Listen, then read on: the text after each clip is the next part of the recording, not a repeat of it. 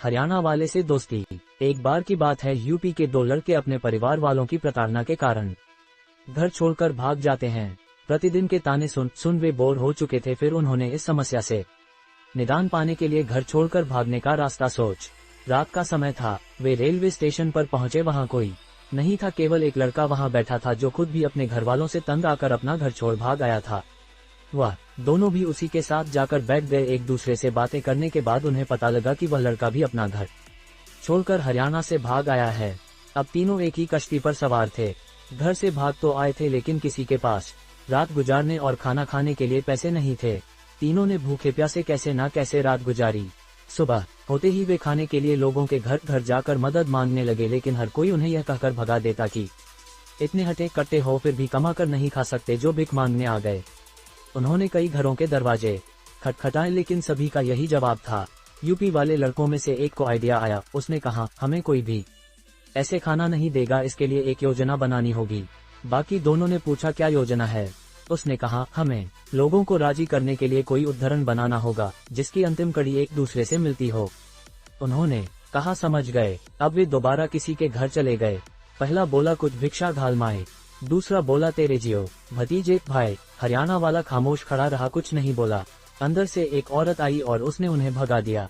दोनों यूपी वाले लड़के हरियाणा वाले पर बहुत गुस्सा हुए। उन्होंने कहा, यार तू तो कुछ बोलता ही नहीं है, ऐसे कौन खाना देगा? हरियाणा वाला बोला, चलो ठीक है, अब मैंने भी एक कड़ी बना ली, चलो दूसरे घर चलो। तीनों दूसरे घर जाकर खड़े हो गए। पहला बोला, कुछ भिक्षा घाल माए। दूसरा बोला, तेरे जियो भतीजे भाई। हरियाणा वाला बोला, बाहर आकर देख, खड़े तेरे तीन जमाए। अंदर से एक बूढ़ा अपने हाथ में लाठी लेकर भागता हुआ आया। उसे देखते ही तीनों ऐसे भागे जैसे चूहा बिल्ली को देखकर भागता है। दोनों यूपी वाले हरियाणा वालों पर बहुत गुस्सा हुए। उन्होंने कहा, यार तुझे ऐसी बेतुकी बात अपने मुंह से निकालने की क्या जरूरत थी? हरियाणा वाला बोला, यार तुमने ही तो कहा था कड़ी से कड़ी मिलनी चाहिए। मेरे दिमाग में यही कड़ी बनी तो मैंने बोल दी। जब ही तो मैं चुपचाप खड़ा था। देखते देखते रात होने लगी थी। अब उनके आगे एक और समस्या आ गई कि रात कहाँ गुजारे। वे एक घर के आगे जाकर खड़े हो गए। तीनों को खड़ा देख एक आदमी घर से बाहर आया। आदमी, हाँ बोलो क्या समस्या है? एक लड़का बोला, जी क्या हमें रात गुजारने के लिए आपके घर में जगह मिल सकती है? आदमी, नहीं भाई, यह बहन बेटियों का घर है। वे तीनों वहाँ से चले गए। दूसरे घर पर गए, वहाँ भी उनको यही जवाब मिला, यह बहन बेटियों का घर है। तीसरे घर गए, वहाँ भी उन्हें वही जवाब मिला, बहन बेटियों का घर है। अब वे दोनों यूपी वाले हरियाणा वाले पर दोबारा चिढ़ गए और बोले, यार तू तो कुछ बोलता ही नहीं है, सारी मेहनत हम करें, रात तू गुजारे, तू भी तो किसी से मदद मांग। हरियाणा वाला बोला, ठीक है, अब तुम कुछ मत बोलना, अब मैं मदद मांग लूंगा, चलो। फिर तीनों एक घर के आगे जाकर खड़े हो गए। घर में से एक आदमी बाहर आया। आदमी, हाँ भाई क्यों खड़े हो यहाँ पर? हरियाणा वाला, जी क्या यह बहन बेटियों का घर है? आदमी, हाँ क्या हुआ?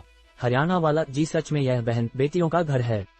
आदमी, अबे हाँ तुझे काम क्या है वह बता। हरियाणा वाला, जी कुछ नहीं, रात काटनी थी। यह सुनते ही घर का मालिक उनके पीछे ऐसे भागा मानो हाथ में आ गया तो जान से ही मार देगा। वे तीनों भागते भागते बहुत दूर पहुंच गए। अब दोनों यूपी वालों ने सोचा, भाई इस हरियाणा वाले से पीछा छुड़वा लो, सब ठीक हो जाएगा। दोनों हरियाणा वाले से पीछा छुड़वाकर भागने लगे, लेकिन वह भी पक्का पीछे पीछे हो लिया।